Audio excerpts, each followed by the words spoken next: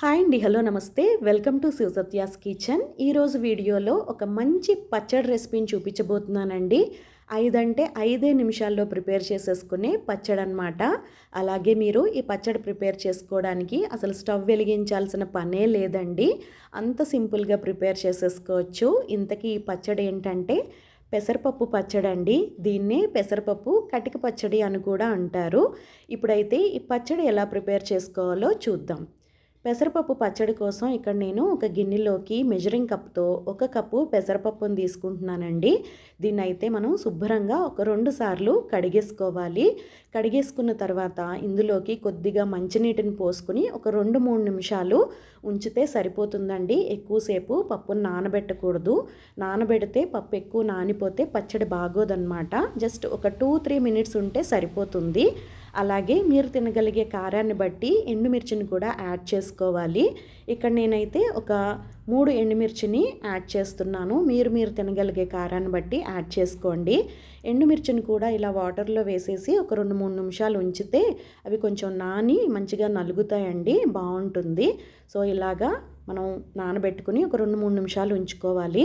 అలాగే పచ్చట్లోకి పులుపు కోసం మనం చింతపండును కూడా నానబెట్టుకోవాలి. ఒక చిన్న బౌల్లోకి ఒక అర నిమ్మ చెక్క అంతా చింతపండుని తీసుకోవాలి. అది మునిగే వరకు కొద్దిగా వాటర్ పోసుకోవాలి. మీరు కొంచెం పులుపు ఎక్కువ తినేవాళ్ళైతే ఇంకొక పిసరు ఇంకొంచెం చింతపండుని కూడా వేసుకోవచ్చు. సో చింతపండుని కూడా ఇలాగా నీరు పోసి నానబెట్టేసుకున్న తర్వాత పక్కకు పెట్టేసుకోవాలి.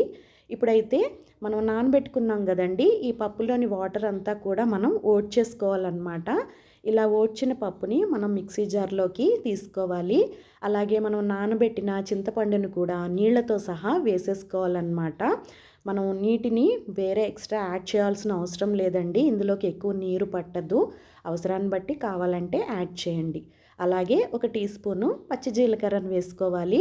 అలాగే రుచికి తగినంత సాల్ట్ని కూడా వేసేసుకొని మనం దీన్ని గ్రైండ్ చేసేసుకోవాలండి.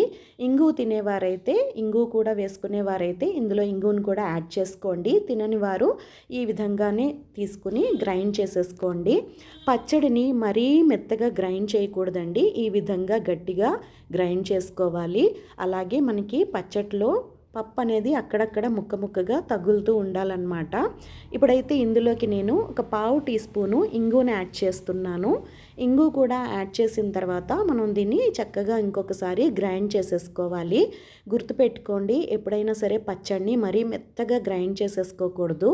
అంత మెత్తగా గ్రైండ్ చేసుకుంటే మనకి పచ్చడి అనేది బాగోదండి.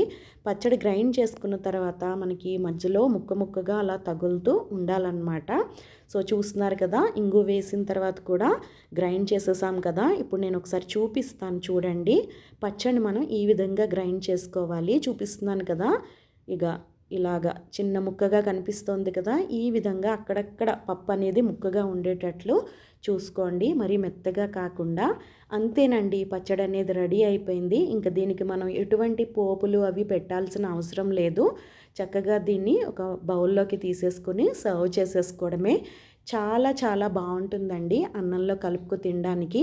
మనకి ఎప్పుడైనా ఎక్కువ టైం లేనప్పుడు ఫాస్ట్గా రెసిపీస్ ప్రిపేర్ చేసుకోవాలనుకున్నప్పుడు ఇలాంటి రెసిపీస్ని మనం ప్రిఫర్ చేసుకుంటే సరిపోతుంది.